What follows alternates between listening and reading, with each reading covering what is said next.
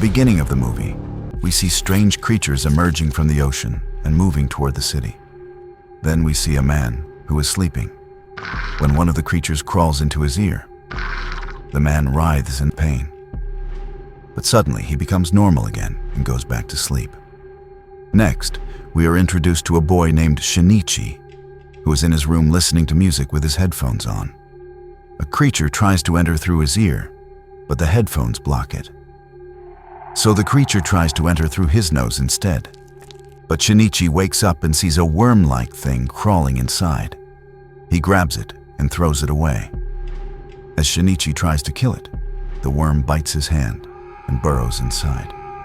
Just then, his mother enters the room. Shinichi tells her, "Look, a worm went into my hand." But when she checks, his hand looks completely normal. The next morning, while Shinichi is sitting at the breakfast table, he starts to feel something strange in his hand. Meanwhile, the man who had the creature enter through his ear stands in front of his wife and opens his mouth, which has become unnaturally large and terrifying. He then swallows her head whole, an effect of the creature inside him. After that, we see Shinichi again, this time walking to school with his friend. At school, Shinichi suddenly notices something strange.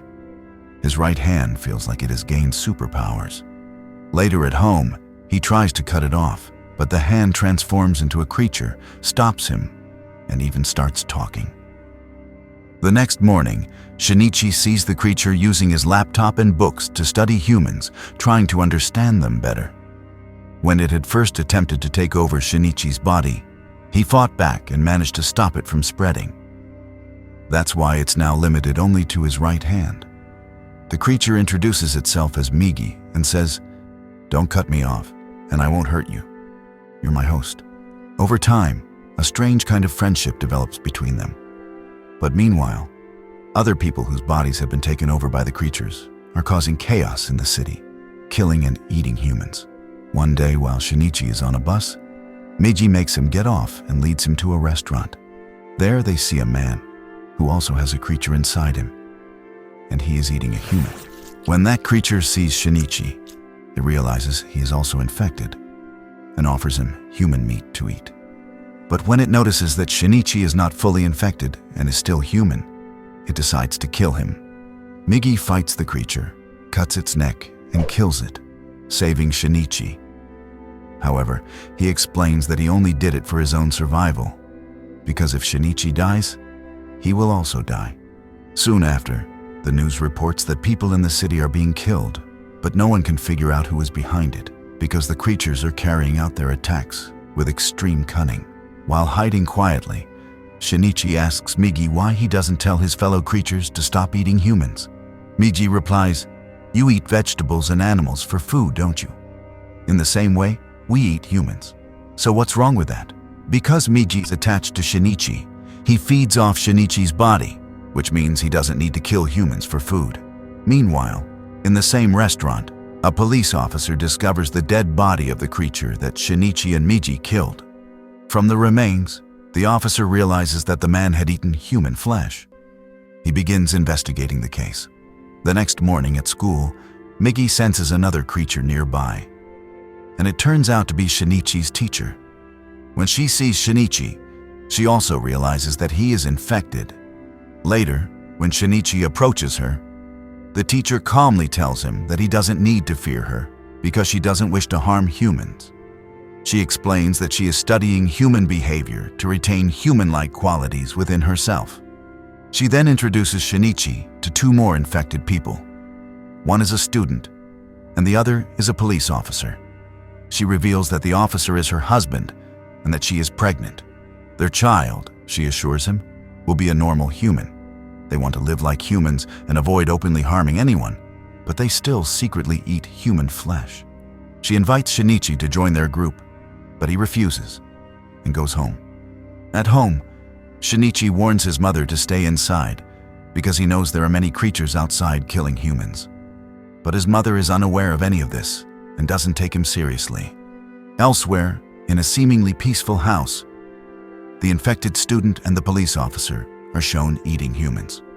Later, they meet the teacher again, who's trying to adapt to human life, even eating normal human food. She tells them, to survive among humans, we must think like humans. That night, while Shinichi is returning home, he encounters the infected police officer. The officer has discovered that the creature killed in the restaurant was taken down by Shinichi and Migi. Seeking revenge, he attacks Shinichi. Migi fights to protect him, and a fierce battle breaks out. During the fight, Shinichi thrusts a metal pipe into the officer, killing him on the spot.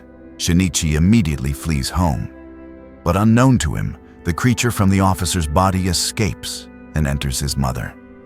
A little later, Migi senses that the creature is approaching, and he warns Shinichi to hide. Armed with a knife, Shinichi hides as his mother enters the house. Realizing that the creature is inside her, Migi tells him, "She wants to kill you." But Shinichi, deeply attached to his mother, refuses to accept this and warns Migi never to say anything against her. Suddenly, her head splits open like the other creatures, and she attacks him, leaving him gravely wounded and bleeding heavily. By the next morning, Shinichi is miraculously alive and fully healed. Migi explains, "You were fatally injured, so I used my own cells to repair your wounds and save your life." But Shinichi is devastated, not happy to be alive, because he feels he has lost everything that mattered. He breaks down in tears. Later, Shinichi meets the infected teacher again and asks her where the creature from the police officer went. She replies that she doesn't know, since Shinichi killed him, but Migi reveals the truth, that the officer's parasite has moved into Shinichi's mother. When asked where she is, the teacher gives no answer and walks away. Meanwhile, investigators discover the officer's corpse, the one Shinichi and Migi had fought. The officers soon realize that the police officer and the restaurant owner were both killed by the same person. However, they are disturbed by the fact that the police officer had eaten human flesh before dying. Shinichi is desperately searching everywhere for his mother. During his search, he stumbles upon a political rally where a candidate is asking people for votes.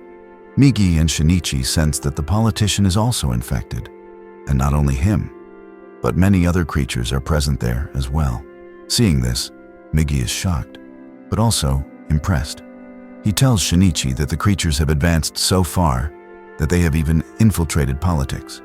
He adds with excitement that one day, these creatures will rule the entire world. The next day, Shinichi goes to school, where he discovers that the infected student has transferred into his school. The student pretends to meet Shinichi for the first time, and then leaves. Later, Migi tells Shinichi that ever since he healed him, his own cells have weakened. To recover, Migi now needs to sleep for 4 hours every day, and during that time, he won't be able to help Shinichi. After saying this, Migi immediately falls asleep.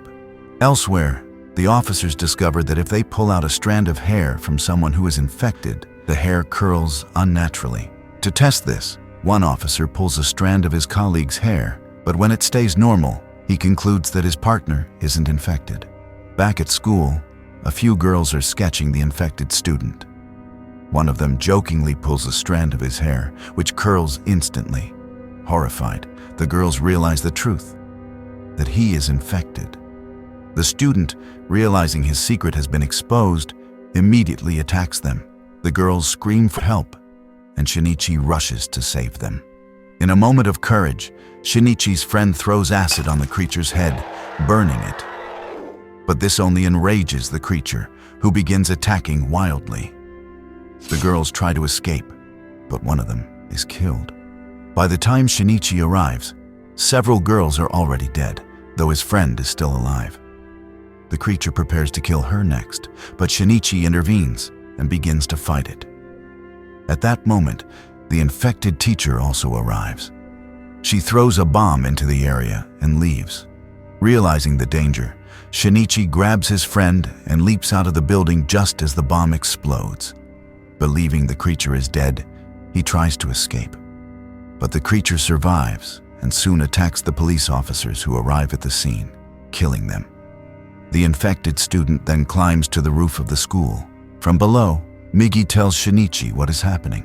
Shinichi climbs onto another building, grabs an iron rod, and hurls it like a spear into the creature's body, killing him instantly. Afterward, Shinichi goes to the infected teacher and demands the address of his mother, the host of another creature. This time, the teacher gives him the address. Shinichi follows it to a location under a bridge. But just then, it is Miji's scheduled sleep time, so he transforms into a weapon and falls asleep. Using Miji's weapon form, Shinichi fights the creature possessing his mother. In a brutal struggle, he manages to cut off its head, killing both the creature and his mother. Later, Shinichi visits his injured friend in the hospital. Determined, he decides that he will find and kill every last creature. But in the shadows, someone is secretly watching Shinichi and Migi, and even takes a photograph of them together. And with that, the first part of the movie comes to an end.